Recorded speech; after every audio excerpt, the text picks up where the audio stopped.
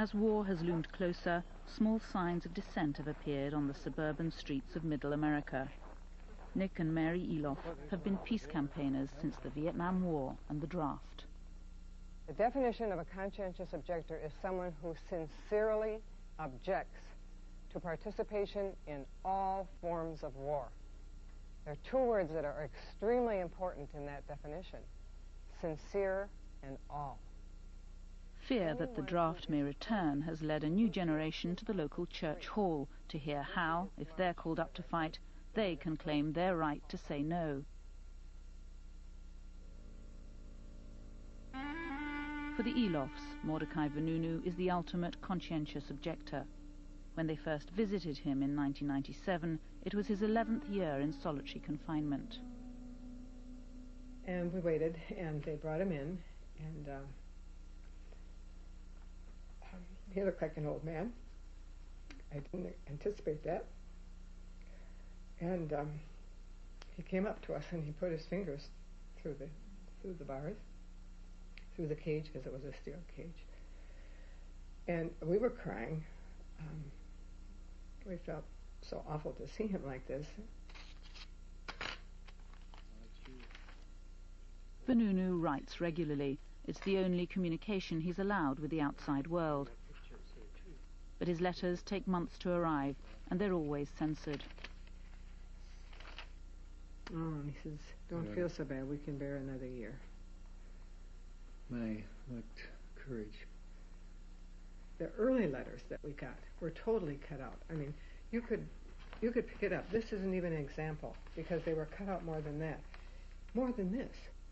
They use a highlighter, and then they bring it to Mordecai, and he has to cut out the things that they've highlighted. And one time, he said they weren't paying attention, and so he just put the pieces in the envelope. We got them, because we said, we got the pieces, we got the cutouts. And they're really not even significant. I think it's control, total control.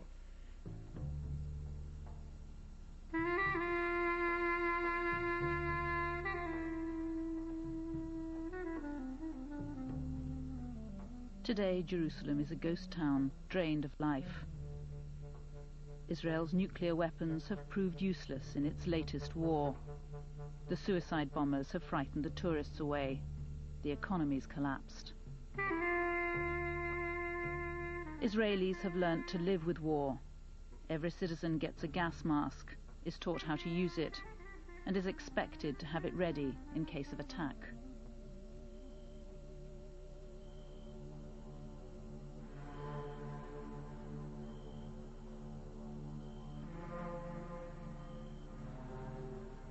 Nuclear weapons are seen as a justifiable deterrent by most Israelis who feel besieged by enemies. 40 years ago, Uzi Evan, then a young scientist at Dimona, was in at the start of Israel's bomb. We were a very small country. We were surrounded by much, much larger, more populous states on borders that are almost impossible to defend. And the Holocaust was very much in our memory at that time. And we all realized that we have to do something to prevent the same scenario from happening again. So we were a young crew, most of us were very young, very enthusiastic, working on something we believed is essential for our existence here, like building the final insurance policy that we will not be attacked or terminated. It was the young Shimon Peres back in the 50s who negotiated a secret deal with the French to buy a nuclear weapons reactor like theirs. But while Dimona was going up, intelligence reports reached Washington that Israel was building an atom bomb. Despite claims that Dimona was for peaceful purposes only, Israel's leader Ben-Gurion was summoned to Washington. President Kennedy feared an arms race in the Middle East and demanded inspections. But when inspectors finally entered the plant in May 1961, they were tricked. They were shown a fake control room on the ground floor. They were unaware of the 6 floors below where the plutonium was made. Well, this was something of great pride and almost a legendary story in Dimona, according to Vanunu. When the Americans came, they were completely hoodwinked. All the entrances, including the lift shafts, were bricked up and plastered over, so it was impossible for anyone to find their way down to the lower floors. After Kennedy's assassination, the pressure on Israel was off. His successor, Lyndon Johnson, turned a blind eye. Then, in 1969, Israel's Golda Meir and Richard Nixon struck a deal renewed by every president to this day. Israel's nuclear program could continue as long as it was never made public. It's called nuclear ambiguity. The term nuclear ambiguity, in some ways it sounds very grand, but isn't it just a euphemism for deception? Somebody wants to kill you, and you use a deception to save your life. It's not immoral. If we wouldn't have enemies, we wouldn't need deceptions. We wouldn't need the talent. Was this the justification also for concealing the flaws of the plutonium reprocessing areas from the Americans, the inspectors, when they came? You are having a dialogue with yourself, not with me. But that's been documented in a number of books. Ask you the question to yourself, not to me. But is it not true? I don't have to answer your questions here. I don't see any reason why. Ambiguity is a luxury unique to Israel. Today the country's an inspection-free zone, protected from scrutiny by America and her allies. This is the place where Vanunu identifies as the separation plant, built mostly underground. And this is the silver dome of the Dimona nuclear reactor. Ronan Bergman is an Israeli journalist specializing in security and defense.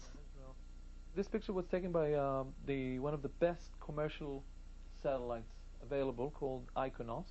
And IKONOS is capable of taking pictures up to the resolution of 1 meter. However, due to the demand of Israel, the American Congress ruled a new amendment to the law that forbids American satellites to sell anything of Israeli sites that is better than 2 meters. Meaning the IKONOS is taking the imagery of Israel and then they change the imagery to the resolution of 2 meters. Worse, less clear. Much less clear and worse.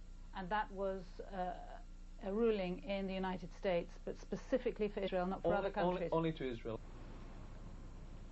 Last November, there were signs of a softening towards Vanunu. The authorities allowed pictures to be taken at his parole hearing. Parole itself has always been refused. Vanunu still has secrets, the prosecutor claims, that could harm Israel. It's an argument his lawyer will have to fight at the next hearing.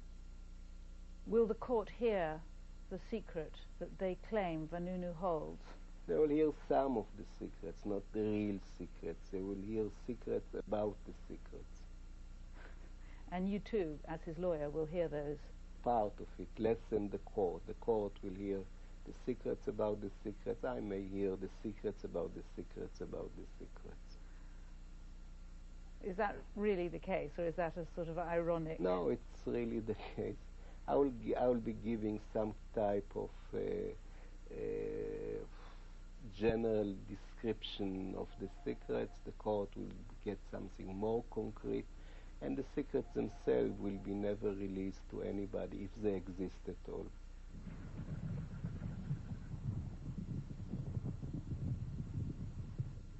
Nick and Mary Eloff have arrived in Israel. They hope to visit Vanunu in prison, but they haven't yet got permission. Hi. How are you? Oh gosh, any news? Not yet. Not good news. Not yet.